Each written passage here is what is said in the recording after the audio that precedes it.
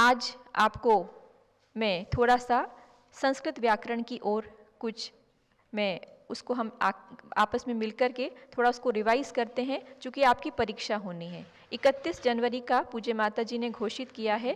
पूज्य चंदामती माता जी के मुखारविंद से हम सब लोग यहाँ पर संस्कृत व्याकरण का अध्ययन कर रहे हैं। 31 जनवरी को आपकी परीक्षा होनी है। जैसे कि आपको पता है 20 क्वेश्चन रहेंगे, प्रत्येक के उसमें से 4-4 ऑप्शन में से एक सही ऑप्शन पर आपको अपने फॉर्म में भर करके निशान लगाना रहेगा। और आपके पास जो कंप्यूटर के माध्यम से परीक्षा होती है, प्रतिदिन प्रति बार जैसे आप परीक्षा देते हैं वैसे ही आपको इस परीक्षा में भाग लेना है। तो मैं केवल कुछ वाक्यों के माध्यम से उसको रिवाइज करने का प्रयास करती हूँ। सबसे पहले हमने पढ़ा था सिद्धो वर्ण समामनायः, यानी कि जो वर्णों का समुदाय है वो अनादिकाल से सिद्ध है। जो वर्ण हैं वो हमेशा से चले आए हैं और हमेशा निरंतर चलते रहेंगे, इसमें कभी भी कोई स्खलन नहीं हो सकता है, पहली बात। दूसरी बात हमको बताई गई उस जो वर्णों का समुदाय है उसमें से पहले जो 14 हैं उनकी स्वर संज्ञा है। सबसे पहले जो 14 हैं उनकी स्वर संज्ञा है। तो आपको इसलिए मैं रिवाइज करने का प्रयास करी क्योंकि इसी में से आपके लिए प्रश्न आएंगे। तो उन प्रश्नों को आपको अगर आपको याद रहेगा तो आपको फायदा भी होगा, प्रैक्टिकल लाभ भी होगा और परीक्षा में भी आप उत्तीर्णता को प्राप्त कर सकेंगे। तो पहले जो 14 हैं उनकी संज्ञा स्वर है और उसमें से जो प्रारंभ के 10 हैं उनकी समान संज्ञा है। हमने पढ़ा था दश समानः, समान संज्ञा है। 14 में से पहले के जो 10 हैं उनकी समान संज्ञा है। तो जो समान संज्ञा वाले होते हैं उनमें से दो दो वर्ण आपस में सवर्णी होते हैं। जैसे कि अ आ ये आपस में सवर्ण है, ई इसी प्रकार से अ आ ई उ री री, ऐसे करके ये जो 10 वर्ण हैं वो समान संज्ञा वाले हैं और उनमें से आपस में सवर्णता होती है। तो ये इसमें से कोई ना कोई प्रश्न आपको मिल सकता है। तो आप अगर सूत्र भी याद न कर पाएँ, वैसे तो ये बहुत ही आसान सूत्र है, तो आप जो है उन सूत्रों को याद भी करने का प्रयास करेंगे तो बहुत अच्छा है। लेकिन अगर आप ध्यान भी रख लेंगे कि इसमें हमको बात क्या बताई गई है तो बहुत अच्छी बात होगी। उसके बाद बताया कि ऋकार और लिकार भी आपस में सवर्ण होते हैं। उसके बाद हमको जो मुख्य बात याद रखनी है, एक आई थी नामी संज्ञा।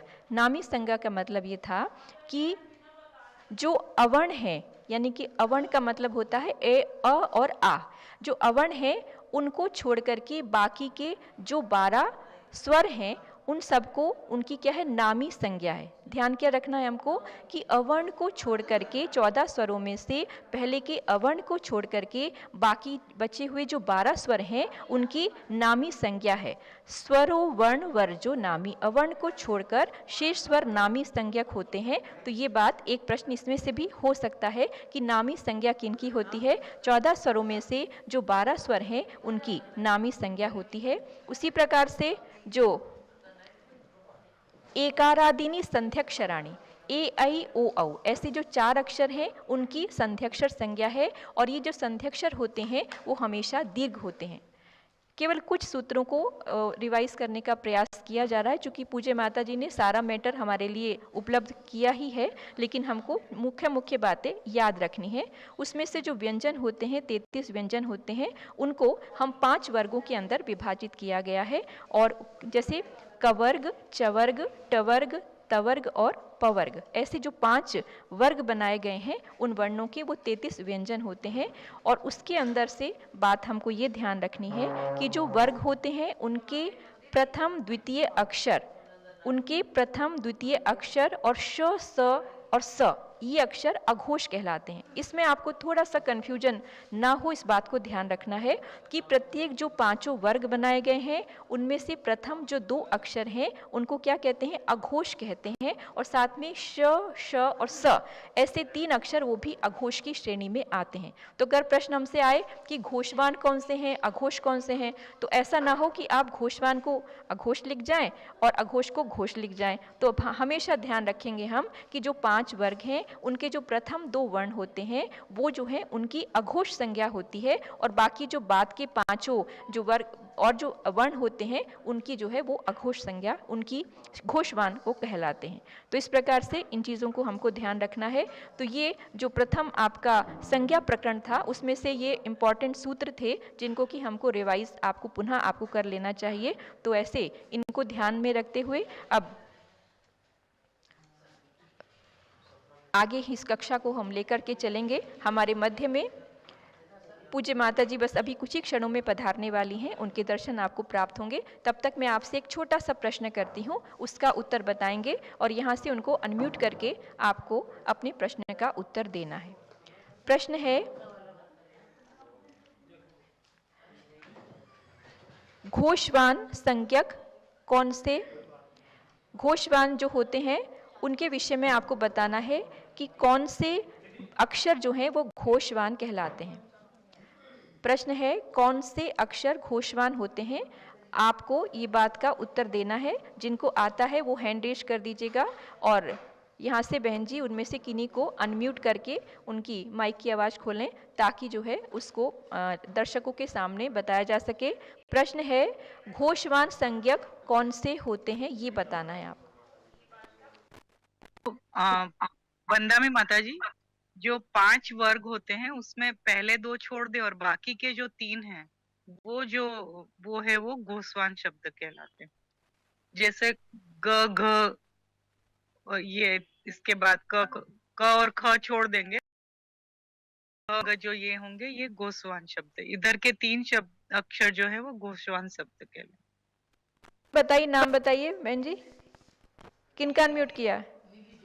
निधि जैन। कहाँ से हैं?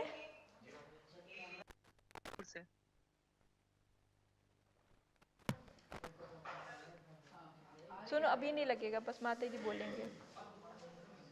क्या बताया आपने?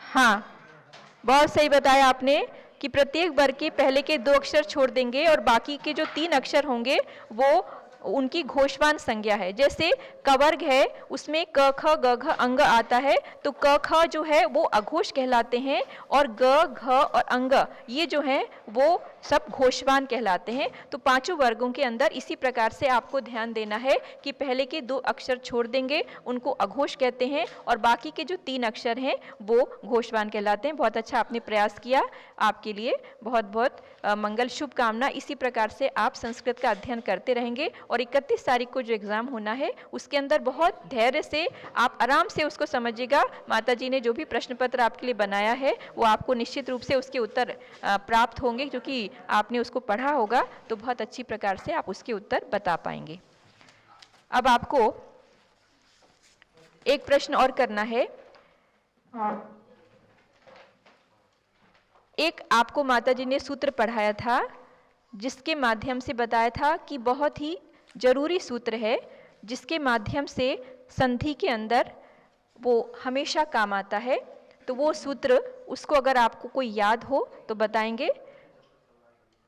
सूत्र जिसके माध्यम से बताया गया था कि जो स्वर रहित व्यंजन है वो अगले स्वर को प्राप्त कर लेता है। बहुत आवश्यक सूत्र है। अगर किसी ने वो सूत्र याद, क्योंकि ये इस बात सूत्र को कई बार रिवाइज किया जाता है, बार बार पढ़ा जाता है जब भी संस्कृत व्याकरण पढ़ते हैं, तो अगर आप में से किसी को वो सूत्र याद हो गया हो तो अपना हैंड रेस कीजिएगा और उसके बाद बताइएगा।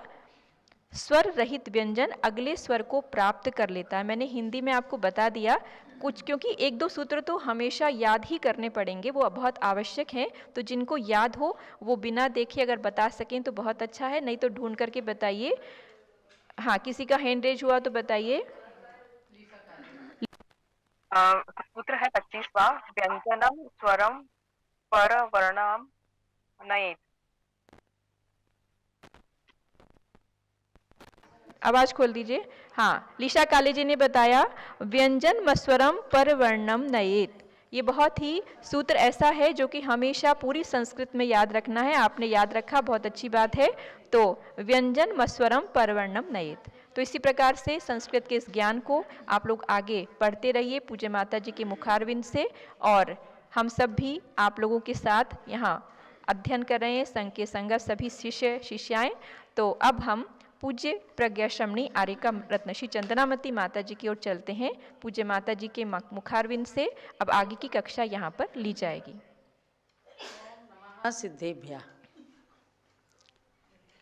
अच्छा लग रहा है कि जब आप लोग व्याकरण को पढ़ने के लिए काफ़ी प्रयासरत हैं, अपने शब्दों की शुद्धि, ग्रंथों को पढ़ने में रुचि वाले ही इसको पढ़ते हैं। तो अब आगे सूत्र नंबर 54 पर आइएगा। इसमें है अक्षेन्द्रियोर नित्यम। अक्षेन्द्रियोर नित्यम, इस सूत्र का अर्थ है अक्ष और इंद्र के आने पर नियम से गो शब्द के ओ को अव आदेश हो जाता है। तो किस लिए कहा है? ऊपर संधि में विग्रह किया है, विच्छेद किया है। गो प्लस अक्षः, गो प्लस इंद्रः, तो इसके लिए स्पेशल सूत्र बनाया। अर्थात आप इस प्रकार आइए कि गो प्लस अक्षः, तो अब इसको अनतिक क्रमयन विश्लेषित से किया। गा में ओ निकाल दिया, ओ को इस सूत्र से अव हो गया, इसलिए दोबारा नहीं लिखा है। गा के ओ को अव हो गया और प्लस अक्षः, तो अब इसको समानः सवर्णे दीर्घी भवति परश्च लोपम। अव को इधर आ आने पर इस वा को दीर्घ हो गया और इस आ का लोप हो गया, परश्च लोपम कह रहे हैं। इस आ का लोप हो गया, तो बात तो एक ही है, लेकिन नियम कानून अलग होते हैं। तो इस आ को आ हो गया, तो गवाक्षः बन गया। ये कौन से सूत्र से हुआ? समानः सवर्णे दीर्घी भवति परश्च लोपम, इससे गवाक्षा हो गया। तो क्यों हुआ? क्यों? इस सूत्र से ओ को अव आदेश पूरा पूरा हो गया। ये इसमें कोई विकल्प नहीं है, अर्थात दो तरह के रूप नहीं बनेंगे। अब इसी प्रकार से है गो प्लस इंद्रः, तो गो प्लस इंद्रा में भी क्या है? ग और ओ के ओ को अव आदेश हो गया। ये इस अव आदेश में वह हलंत नहीं है, वह पूरा है, यानी इस वह में से भी आ निकल रहा है। तो ग अव प्लस इंद्रः, तो अब इसमें क्या है? अवर्ण इसमें आ है और अवर्ण इवर्णे ए, तो इसको ए हो गया, तब गवेंद्रः बन गया। अवर्ण इवर्णे ए, इस सूत्र से बिल्कुल सरल है ना संधि, तो इससे आपको बना लेना है, गवेंद्रः बन गया। तो अक्षेन्द्रियोर नित्यम सूत्र ने केवल अक्ष और इंद्र इन दोनों के नियम को विशेष बताया कि अक्ष के साथ में, जब गो के साथ में अक्ष है तो गवाक्षा बन गया, गो के साथ में इंद्र है तो गवेंद्रः बन गया। इनके दोनों के संधि के सूत्र अलग अलग हैं। जब गवाक्षा बना तो समानः सवर्णे दीर्घी भवति परश्च लोपम, और गवेंद्रः बना तो अवर्ण इवर्णे ए, इस प्रकार से ये बन गया। अब आगे चलते हैं कि इसमें है ते प्लस आहु, तस्मै प्लस आसनम, पटो प्लस इह, असा प्लस इंदु। टाइम क्या हुआ? इसमें आपको अब केवल 4-5 सूत्रों की बात रह गई है, तो कल मैं इसको और आगे आपके लिए ले चलूंगी। ते आहु तस्मै आसनम, तो इसमें कह रहे हैं पहले इसमें ए आय ओ औ अव आओ, इन सूत्रों से संधि कर सकते हैं। ते को तय हो गया, ए को अय तय हो गया, तो तय प्लस आहु, और अय को तस्मै के अय को आय हो गया, तो तस्माय प्लस आसनम हो गया, और पटो के ओ को अव हो गया, तो क्या हो गया?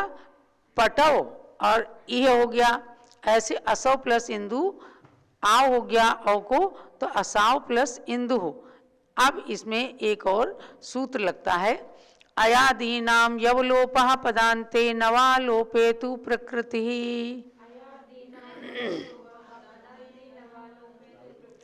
हाँ, यानी पद के अंत में अय अव आदि के य और व का विकल्प से लोप हो जाता है। तो जो आय हुआ है उसके य को विकल्प से लोप हुआ, मतलब एक बार लोप होगा और एक बार लोप नहीं होगा, और लोप होने पर संधि नहीं होती है। तो तय के जैसे ते को तय हुआ था ए को अय होकर, तो तय के य का लोप कर दिया तो त आहु। अब इसका अर्थ आप जानेंगे कि क्या इसका अर्थ क्या होगा। इसमें शब्द और उसके साथ में क्रिया भी मिली हुई, आहु ये क्रिया है, तो त आहु, उसका अर्थ वही होगा तयाहु, लेकिन या का लोप होने पर देखिएगा त आहु बन गया है। ऐसे ही जब लोप नहीं हुआ है तो तय प्लस आहु, तो उससे तयाहु बन गया। इसमें व्यंजन मस्वरम परवर्णम नयेत, इस संधि से तयाहु बन गया। तो ते आहु के दो रूप बने, कौन कौन से? एक ए करके या का लोप करके त आहु, और एक तयाहु बन गया ए को ए करके। तो ऐसे ही तस्मा आसनम, एक बार या का लोप हो गया, आय को आय किया था, या का लोप हो गया तो तस्मा आसनम, और एक बार जब लोप नहीं हुआ तो तस्मायासनम। बिल्कुल सरल है। ऐसे अब आगे आएगा पट प्लस इह, तो पट भी ही बन गया। एक बार अव के वा को लोप हो गया तो पट इह बन गया, एक बार लोप नहीं हुआ तो संधि हो गई, पट विह बन गया। ऐसे असा बिंदु आव था, उसके वकार का लोप हो गया, हसा इंदु, और जब वा का लोप नहीं हुआ तो संधि हो गई, तो हसा बिंदु बन गया।